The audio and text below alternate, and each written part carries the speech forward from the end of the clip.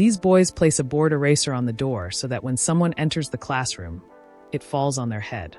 The females attempt to stop them, but they remain silent. When a classmate enters the classroom, he snatches the duster before it strikes him, which drives the girls wild and irritates the delinquents. Later, the same youngster walks to the restroom, and the delinquents throw a bucket of water at him, unaware that he has an umbrella to cover himself. When he returns to the classroom, he discovers that the delinquents threw his desk out the window. All the girls immediately offer him their seats and insist that he sit on them, but he refuses and instead sits on the window, causing all the boys and girls to go crazy with his coolness. The boy's name is Sakamoto. He is the coolest boy at school. Ordinary people stroll down the street, but he walks along the wall. People climb stairs, but he climbs like he's on an elevator. Even punishments seem cool on him. These delinquents, led by Maida, are from his class, and they are annoyed by this. They intend to take retribution. A student approaches Sakamoto and informs him that a teacher has called him to the science lab after school to help set up for tomorrow's lesson. When Sakamoto enters the lab, the delinquents seize him and mistakenly shut the door. They tie up Sakamoto and decide to exact retribution using various methods, such as using chemicals and doing experiments on him, or taking strip shots and mailing them to all of the girls in class. However, Maida smells something burning and realizes there is a fire in the lab. They attempt to extinguish the fire with a jacket, but fail and decide to flee. Because of the lock, the door will not open. One proposes calling a buddy on their phone, but two of them have left their phones in the classroom, and Maida's phone battery has died. So the fools decide to use some chemicals, but Sakamoto cautions them that this may cause the fire to spread. When they ask him what to do, Sakamoto immediately takes off his jacket and begins to sidestep in front of the fire. The delinquents are taken aback by what he is doing, but they soon learn he is actually constructing a draft side-by-side. Sakamoto works hard to preserve their lives, and they decide to help him. The teacher's staff room is located beneath his classroom, and one of the teachers decides to inspect the lab. Meanwhile, Sakamoto and the delinquents are doing sidesteps together. When the teacher opens the door, he is surprised to witness what appears to be a dark ceremony, with everyone performing together. Finally, the teacher put out the fire. The delinquents understand Sakamoto was not dancing.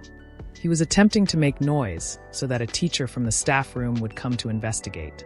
When the teacher questions the cause, Sakamoto protects them by explaining that he was showing them how to use an alcohol lamp and accepting full responsibility. Now, Maida and the others are inspired by Sakamoto and decide to become his fans as well. One day, a male named Sarah from Sakamoto's class shows the girls that he is featured in a magazine, but the girls give him phony compliments. Sarah considers himself modern and stylish. Just then, a girl arrives at class with a newspaper and a magnifying glass, revealing that Sakamoto was flying during yesterday's storm, and the girls go crazy. This bothers Sarah because Sakamoto is receiving all the attention, so he decides to squash him. Sakamoto answers a teacher's question in class, but Sarah snatches his chair away just as he is ready to sit down.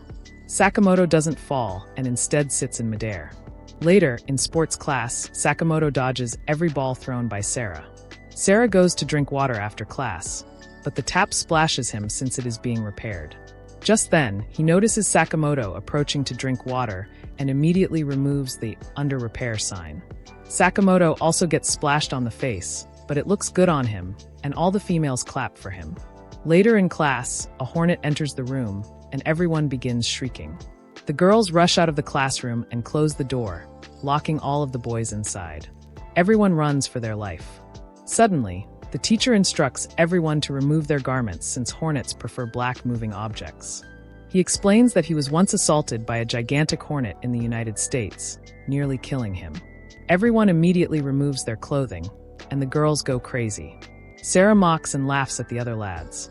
However, when the hornet approaches him, he becomes terrified and removes his clothing as well. Sarah realizes that Sakamoto is still sitting in his chair without concern. He is stunned and believes Sakamoto is bragging. Unable to bear the disgrace, he immediately stands up and attempts to end the hornet that is sitting on Sakamoto's head. But Sakamoto avoids Sarah's strike, and the hornet hits her instead. Sakamoto uses a compass to stop the hornet, but it follows him. Sakamoto faces it, and eventually employs his unique method of gripping the hornet's stinger. This surprises everyone, so Sakamoto simply throws the hornet out the window. Everyone starts cheering for Sakamoto. The class laughs at Sarah for challenging the hornet. Sarah, on the other hand, feels inspired since he is gaining attention and attempting to perform as a comedian. Later, he begs Sakamoto to be his comedy partner, but Sakamoto declines. A female who typically sits in front of Sakamoto is staring him in the eyes. As she continues to stare, she has the impression that his eyes are peering directly into her heart. But then Sakamoto writes something in his notebook, and she knows he's writing what the teacher is teaching. She is taken aback that he was not staring at her, but rather looking beyond her to copy from the chalkboard. The teacher then asks the girl to face forward. At lunchtime, the boys congregate around her. They even complimented her on her lunch. Even when Sarah tells her the lamest joke of all time, the girl smiles at him, which surprises Sarah. Tanaka and Yagi, the other females sitting in the rear, begin to criticize her and expose that the lunch she was showing the boys was actually from a store that creates lunches similar to homemade cooking. They also accuse her of snatching another girl named Kana's lover. But this girl, Kuranuma, hears them and says she isn't looking for small fries. She's out for a big fish, Sakamoto. She resolves to utilize her hidden skills to make guys fall for her.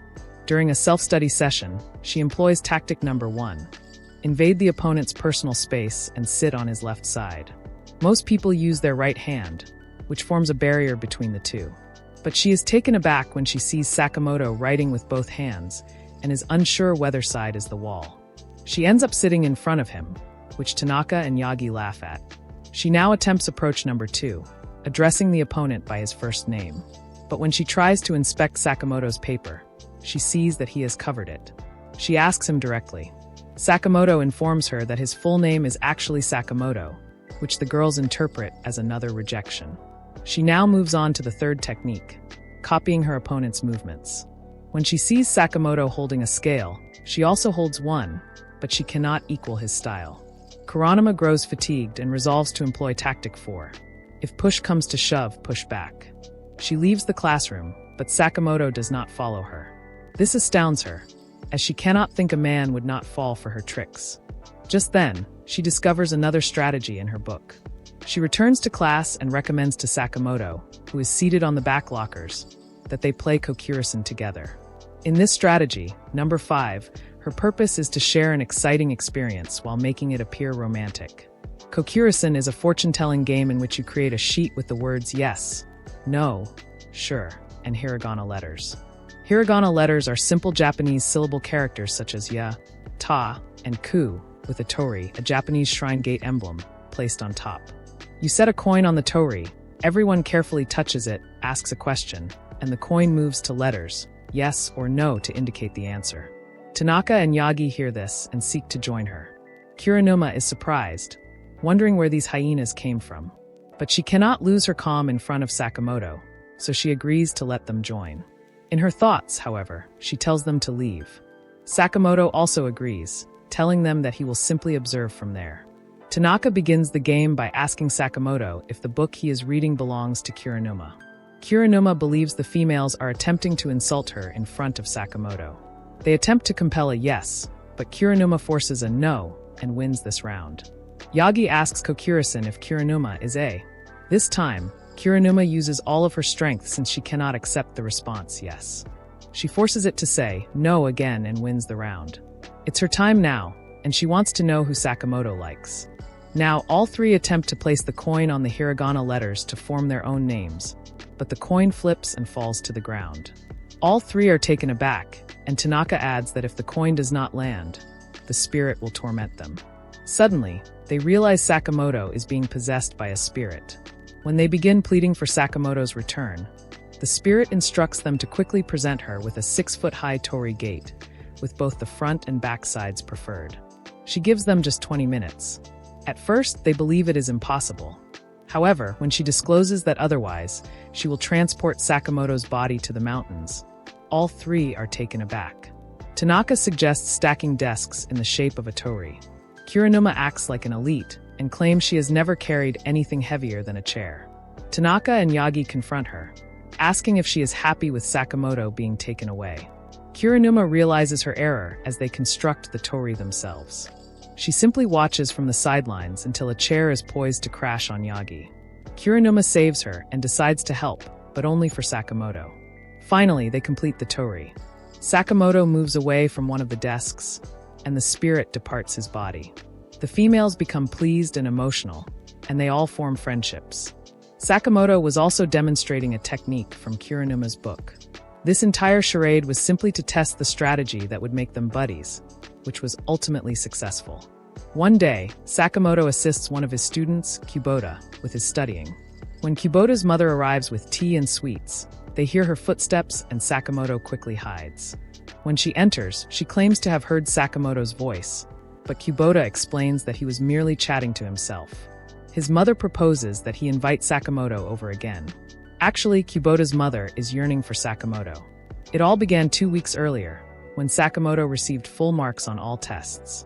Kubota asked him to teach him, saying he had failed every subject, and he invited him to his home.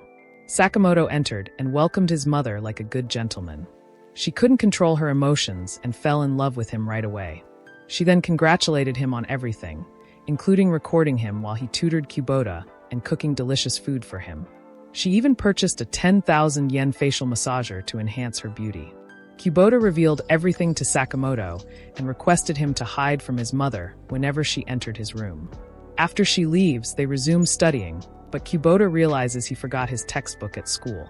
He decides to go grab it and informs Sakamoto that if anything occurs, he can contact his cell phone. He leaves, and his mother sees him go.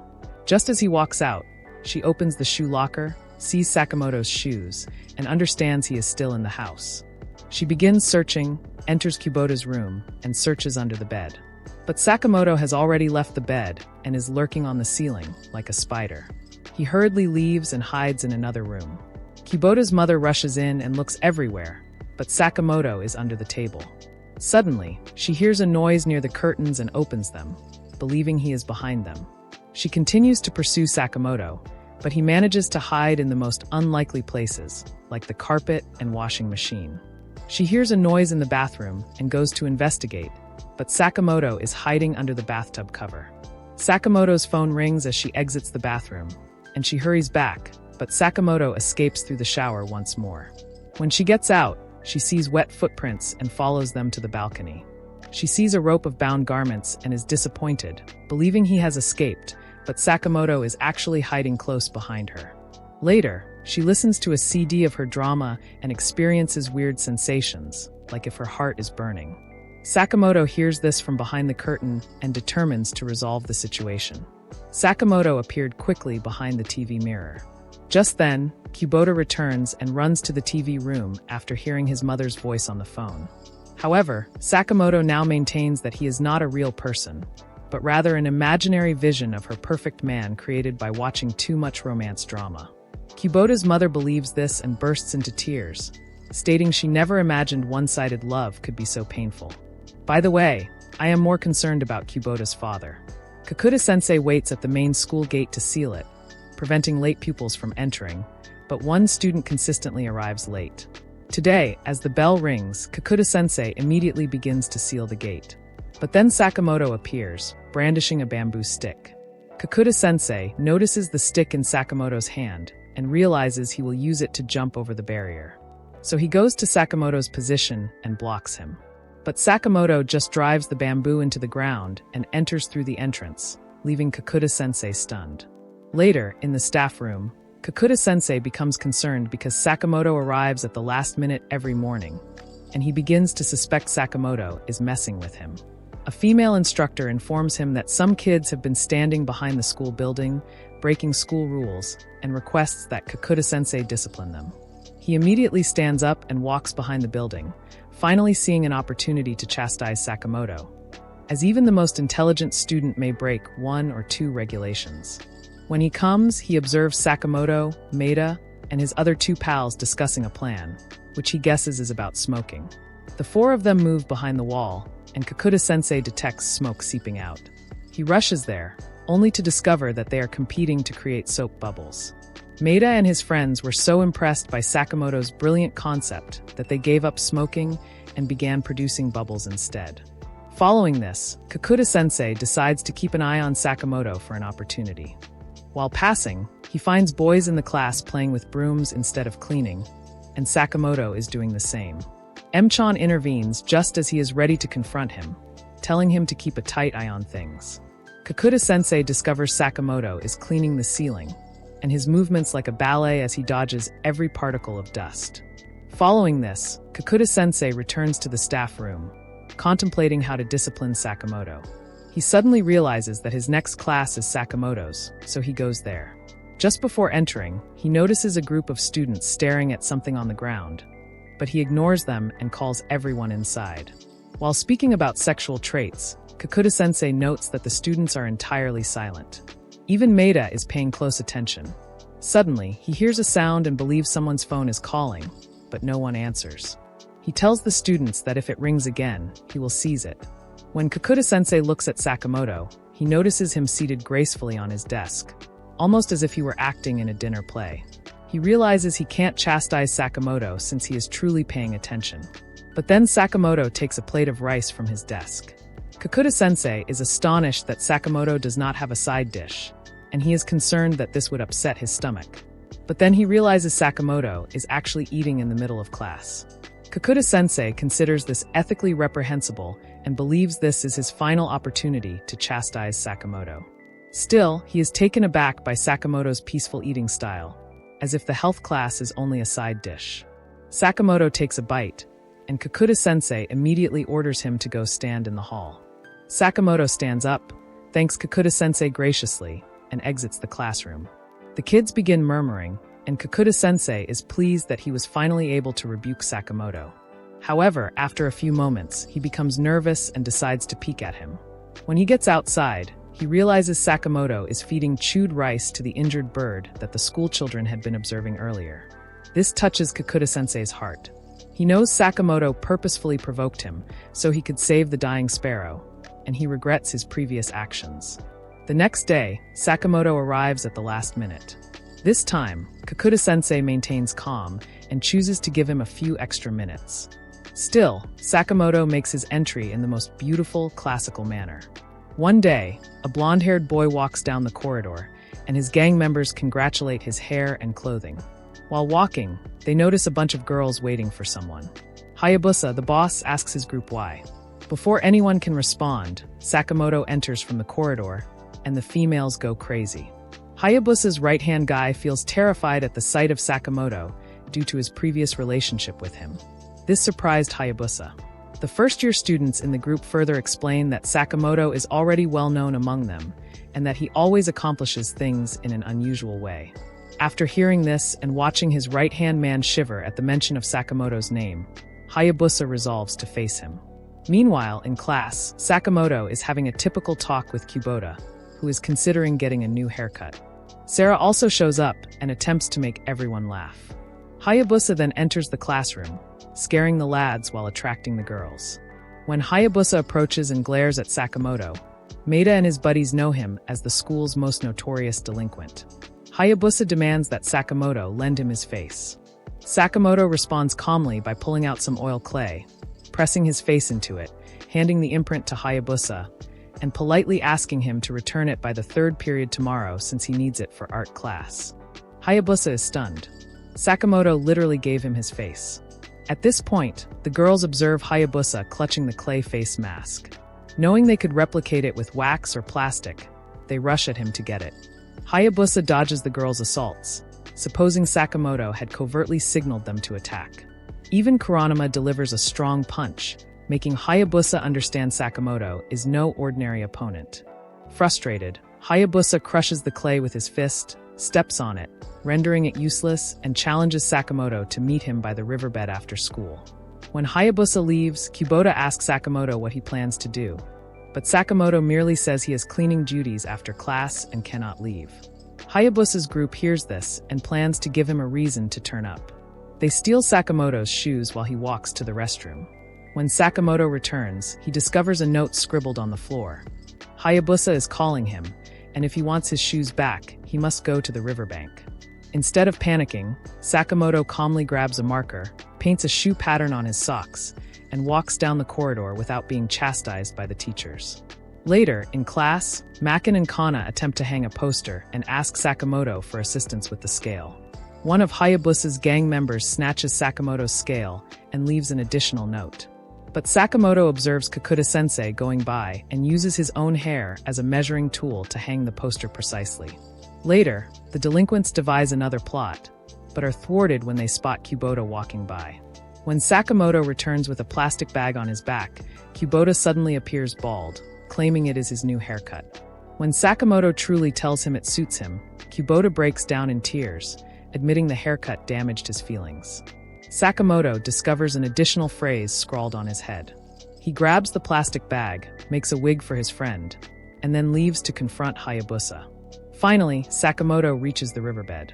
He takes off his glasses, and Hayabusa realizes he is dead serious. Those are not the eyes of a normal man.